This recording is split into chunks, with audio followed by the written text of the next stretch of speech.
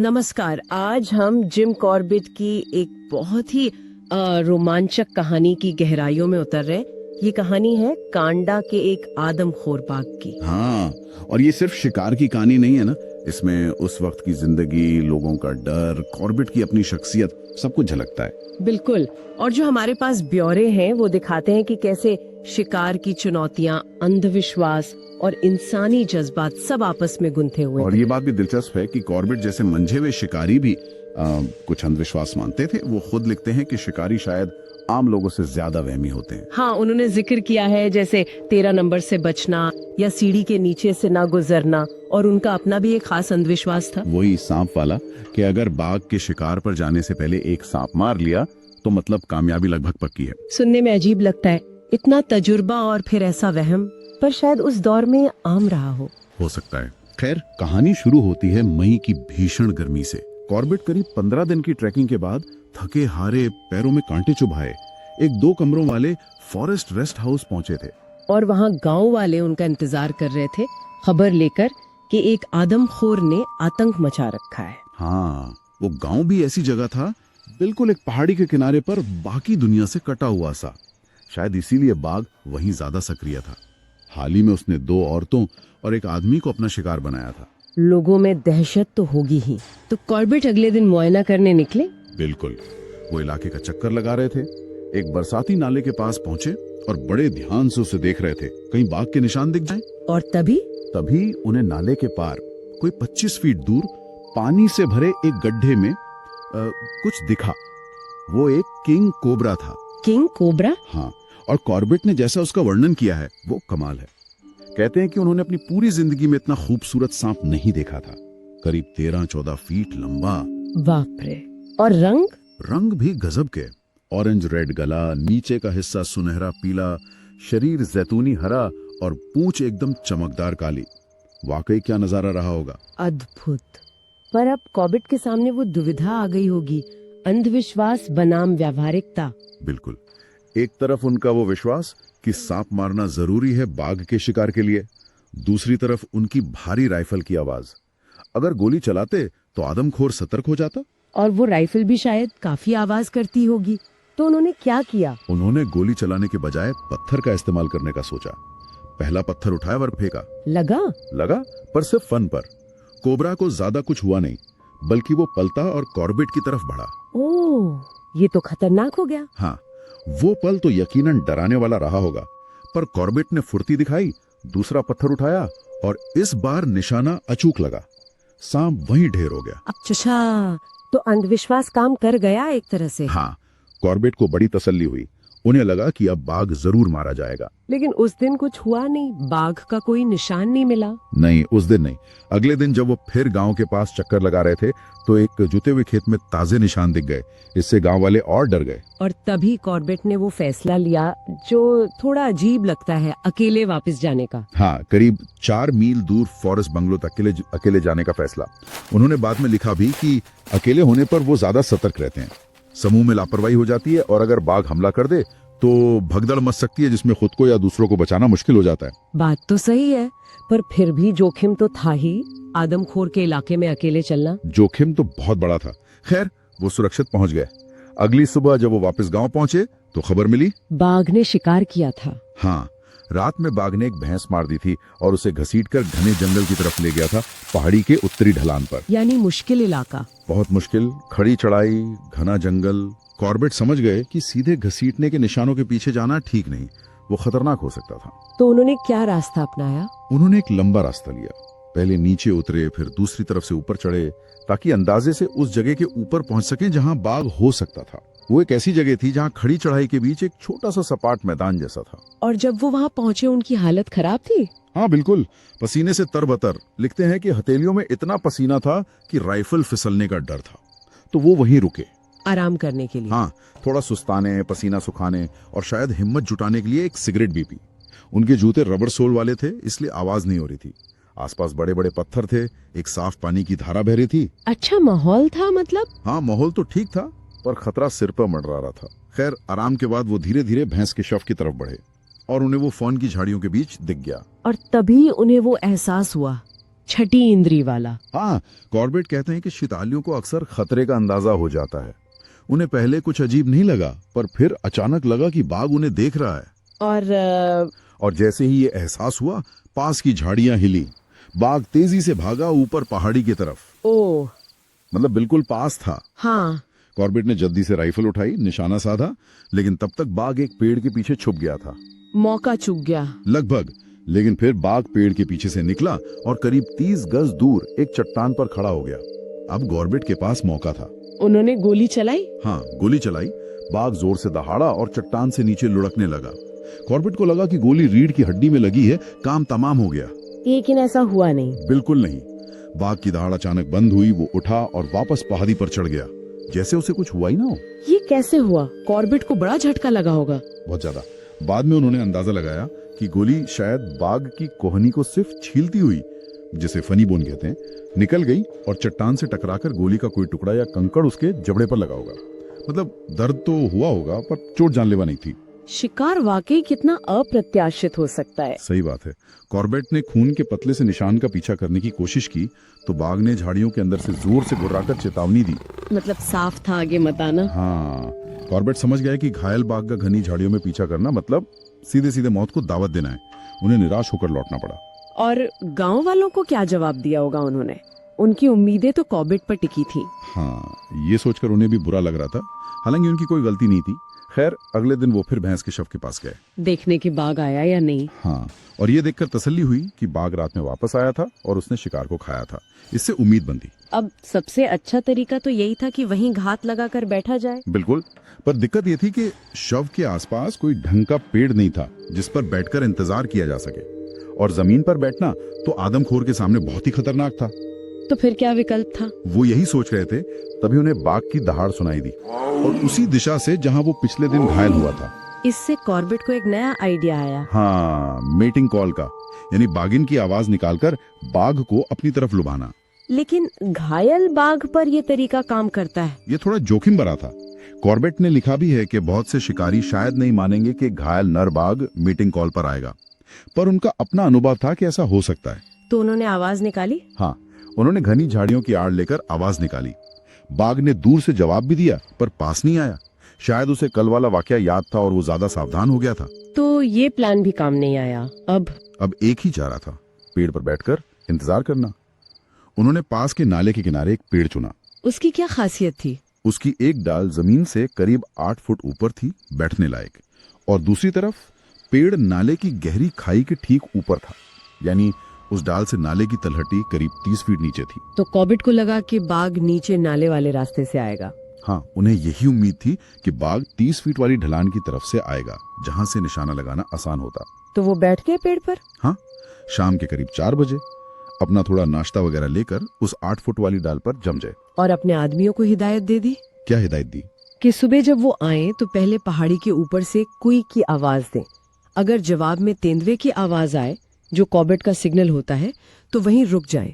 अगर कोई जवाब ना आए तो 2 टोलियां बनाकर शोर मचाते हुए नीचे आए, ताकि अगर बाघ आसपास हो तो भाग जाए। बिल्कुल। कॉर्बेट पेड़ पर सोने के आदी थे। अक्सर शिकार के दौरान ऐसा करते थे, पर उस शाम सोना मुश्किल था। क्यों, क्या हुआ? एक तो सूरज सीधा उनकी आंखों में पड़ रहा था, और दूसरा पास के पेड़ पर बैठा एक लंगूर लगातार खतरे का अलार्म कॉल दे रहा था, खांसने जैसी आवाज निकाल रहा था। कॉर्बेट को लगा होगा कि लंगूर उन्हें देख के चिल्ला रहा है। हाँ, पहले उन्हें यही लगा, पर असल में जैसा उन्हें बाद में पता चला, वो लंगूर बाघ को देखकर चिल्ला रहा था। ओहो, मतलब बाघ उसी वक्त आसपास आ गया था। शायद। अंधेरा होते ही लंगूर तो चुप हो गया। फिर घंटों का सन्नाटा, इंतजार, इंतजार और बस इंतजार। ये इंतजार ही सबसे मुश्किल होता होगा। बहुत। फिर अचानक पहाड़ी से एक पत्थर लुढ़का और सीधा उसी पेड़ से आके टकराया जिस पर कॉर्बेट बैठे थे। कोई जानवर? शायद। और उसके ठीक बाद उन्हें नीचे जमीन पर नरम गद्देदार पैरों की आहट सुनाई दी। कोई भारी जानवर चल रहा था। बाघ। हाँ, कॉर्बेट समझ गए, बाघ आ गया था। उस वक्त उनके मन में क्या चल रहा होगा? पेड़ पर अकेले, रात का वक्त, और नीचे आदमखोर बाघ। पहले तो उन्होंने खुद को तसल्ली दी कि शायद ये बस इत्तेफाक है, बाघ यूं ही उधर से गुजर रहा होगा। लेकिन ये तसल्ली ज्यादा देर नहीं टिकी होगी। बिल्कुल नहीं, क्योंकि थोड़ी ही देर में बाघ ने गुर्राना शुरू कर दिया और वो गुर्राहट सीधी कॉर्बेट की तरफ आ रही थी। अब साफ था कि बाघ जानबूझकर उन्हीं के पेड़ के नीचे आया था। ये तो बहुत ही डरावनी स्थिति है। पर बाघ को कैसे पता चला कि कॉर्बेट उसी पेड़ पर है? यहीं पर कॉर्बेट को पूरी कहानी समझ आई। उन्हें याद आया कि जब वो सुबह नीचे अपने आदमियों से मिल रहे थे और नाश्ता ले रहे थे, बाघ शायद उसी वक्त घाटी में आ चुका था और उसने कॉर्बेट को पेड़ पर चढ़ते हुए देख लिया था। बाप रे, मतलब बाघ सब देख रहा था। हाँ, और वो लंगूर जो चिल्ला रहा था वो कॉर्बेट के लिए नहीं बल्कि नीचे मौजूद बाघ के लिए था। जानवर वाकई बहुत होशियार होते हैं। तो अब कॉर्बेट फंस गए थे। बाघ नीचे था और जानता था कि वो ऊपर है। बिल्कुल, स्थिति बेहद गंभीर थी। पीछे की तरफ यानी 8 फीट वाली दिशा में निशाना लगाना बहुत मुश्किल था, डालियों और पत्तों की वजह से। हवा में गोली चलाकर डराने का सोच सकते थे? नहीं, वो बाघ को भगाना नहीं चाहते थे।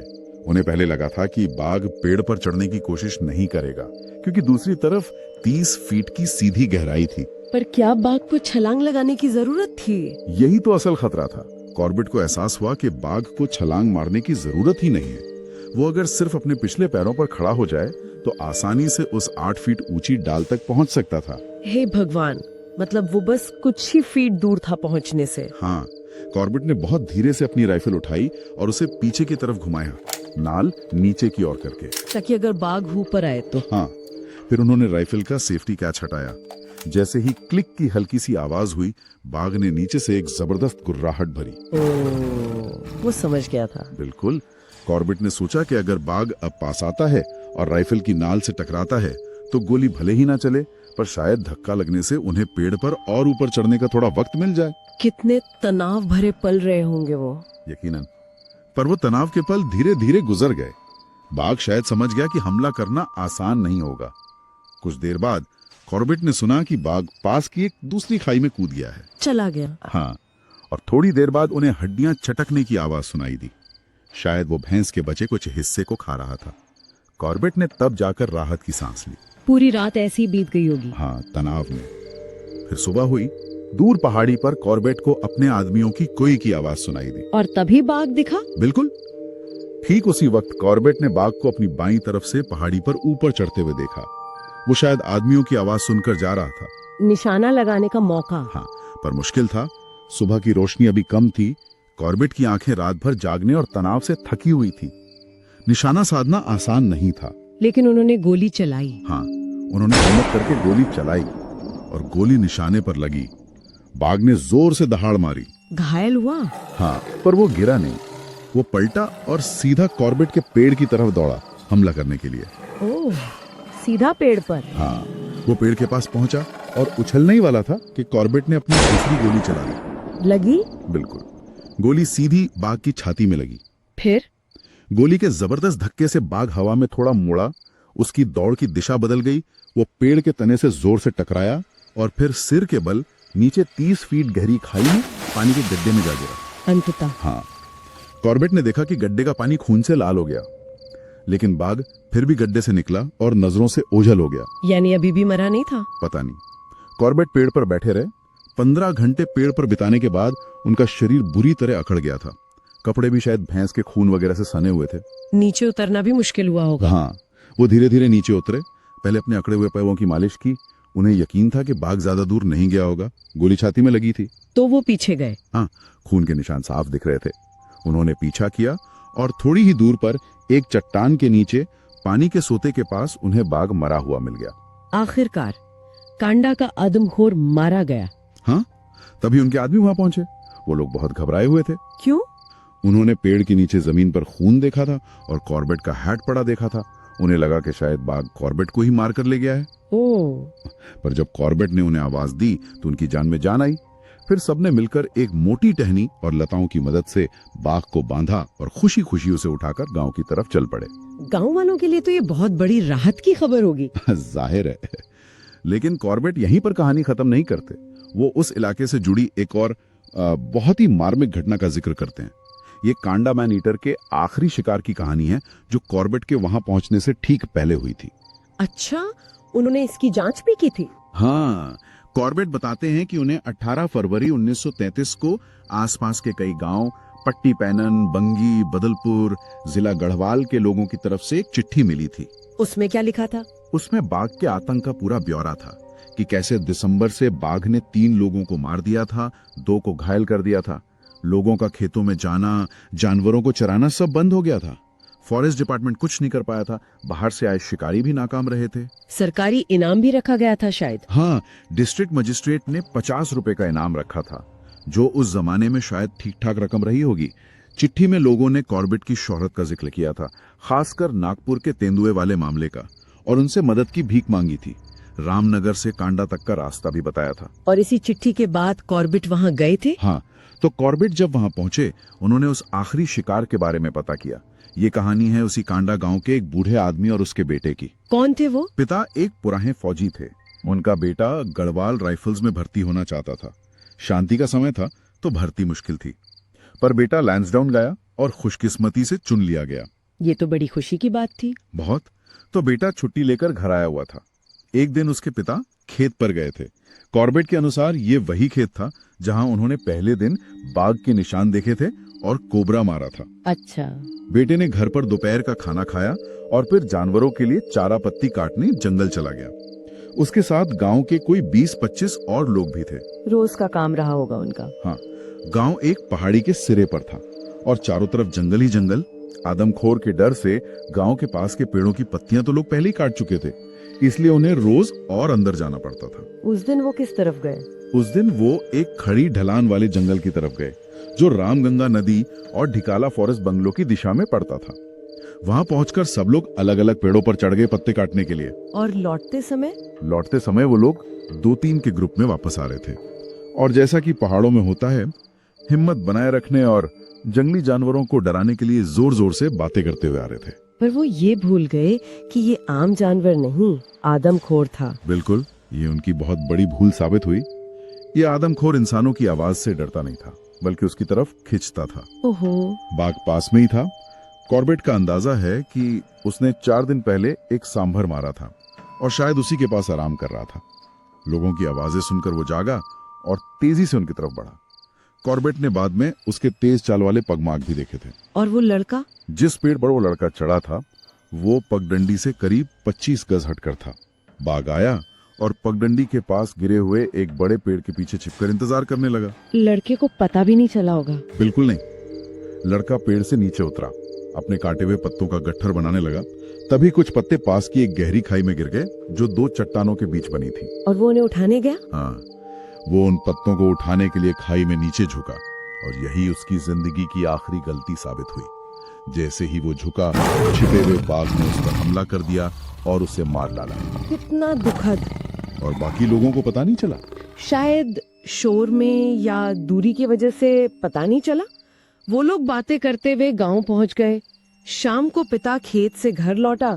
उसे बेटे के फौज में चुने जाने की खबर मिल चुकी थी। वो बहुत खुश था।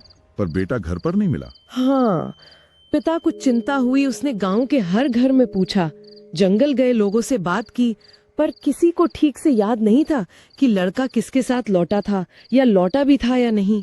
अब पिता की हालत क्या ही होगी। वो बेचैन हो गया। उसने एक लालटेन उठाई और अकेले ही जंगल की तरफ चल पड़ा, बेटे को ढूंढने। अकेले? रात में, आदमखोर के इलाके में? हाँ, गांव वालों ने उसे रोकने की बहुत कोशिश की, आदमखोर का डर दिखाया, पर पिता ने जो जवाब दिया वो हिम्मत की मिसाल है। उसने कहा, आदमखोर घूम रहा है, यही तो परेशानी है। क्या पता मेरा बेटा पेड़ से गिर गया हो, घायल पड़ा हो, डर के मारे आवाज न दे पा रहा हो। अविश्वसनीय। मतलब अपने बच्चे के लिए उसकी चिंता उसकी डर पर हावी हो गई। बिल्कुल। और फिर वो बूढ़ा पिता पूरी रात अकेले उस भयानक जंगल में लालटेन लेकर घूमता रहा, अपने बेटे का नाम पुकारता रहा। सोचकर ही रोंगटे खड़े हो जाते हैं। कॉर्बेट ने बाद में जब घटनास्थल की जांच की और निशान देखे, तो उन्हें पता चला कि वो पिता रात में कम से कम 4 बार उस जगह के बिल्कुल पास से गुजरा था जहां उसके बेटे की लाश पड़ी थी और बाघ उसे खा रहा था। हे भगवान, 4 बार? हाँ, उसे कुछ दिखाई या सुनाई नहीं दिया। सुबह होने पर वो थककर एक चट्टान पर बैठ गया। तभी उसकी नजर नीचे खाई में पड़ी और उसे खून दिखाई दिया। वो नीचे उतरा और वहां उसे अपने बेटे के बचे हुए अवशेष मिले। कितना भयानक दृश्य रहा होगा उसके लिए। कल्पना करना भी मुश्किल है। वो उन अवशेषों को इकट्ठा करके गांव लाया और फिर बेटे का अंतिम संस्कार किया गया। उस पिता के साहस को क्या कहा जाए। दुख, चिंता और प्यार में उसने मौत के खतरे की भी परवाह नहीं की। हाँ, कॉर्बेट उस पिता की हिम्मत से बहुत प्रभावित हुए। वो लिखते हैं कि पहाड़ी लोग वैसे तो बहुत धार्मिक होते हैं, भूतों प्रेतों और आत्माओं में बहुत विश्वास करते हैं, रात में जंगल जाने से डरते हैं। ऐसे में उस पिता का रात भर अकेले उस जंगल में घूमना वाकई असाधारण था। क्या कॉर्बेट उस पिता से मिले? हाँ, जब कॉर्बेट ने आदमखोर को मार दिया तो उन्होंने मरे हुए बाघ के पास उस पिता की तस्वीर खींची। तस्वीर खिंचवाते वक्त पिता ने कॉर्बेट से कहा, साहब मैं आपका धन्यवाद देना चाहता हूँ, आपने मेरा बदला ले लिया। ये सुनकर कॉर्बेट को कैसा लगा होगा? उन्हें लगा कि उनका कुमाऊं के लोगों से किया गया वादा पूरा हुआ। उन्होंने उस इलाके के 3 बड़े आदमखोरों को खत्म कर दिया था। अब जैसा उन्होंने कहा, गढ़वाल की बारी थी। तो ये थी कांडा के आदमखोर की पूरी कहानी। कॉर्बेट का वो अजीब सा अंधविश्वास, कोबरा से वो सामना, फिर बाघ का मुश्किल शिकार, पेड़ पर वो खौफनाक रात और फिर कामयाबी। और साथ में उस बहादुर पिता की वो दिल दहला देने वाली कहानी जो दिखाती है कि इंसान अपने प्रियजनों के लिए किस हद तक जा सकता है। ये पूरी गाथा कई सवाल खड़े करती है ना? कैसे अंधविश्वास और शिकार का कौशल एक साथ चल सकते हैं? इंसान और जंगली जानवर के बीच का वो नाजुक और खतरनाक रिश्ता, और सबसे बढ़कर मुश्किल से मुश्किल हालात में भी इंसानी साहस और प्यार की ताकत। वो पिता इसका जीता जागता सबूत है। और एक सवाल शायद हमेशा बना रहेगा जिसका जिक्र कॉर्बेट भी करते हैं। क्या वो पिता उस रात सिर्फ अपने दुख और प्यार के सहारे जंगल में घूमता रहा, या जैसा पहाड़ी लोग मानते हैं, क्या वाकई कोई अनदेखी ताकत या उसका अपना कोई गहरा विश्वास उसे उस रात बाघ से बचा रहा था? ये एक ऐसा सवाल है जो हमें उस दौर के लोगों की मान्यताओं और इंसानी भावनाओं की जटिलता के बारे में सोचने पर मजबूर करता है। बिल्कुल। इसी विचार के साथ आज की ये चर्चा यहीं समाप्त करते हैं। हाँ, ये कहानी वाकई सोचने पे मजबूर करती है।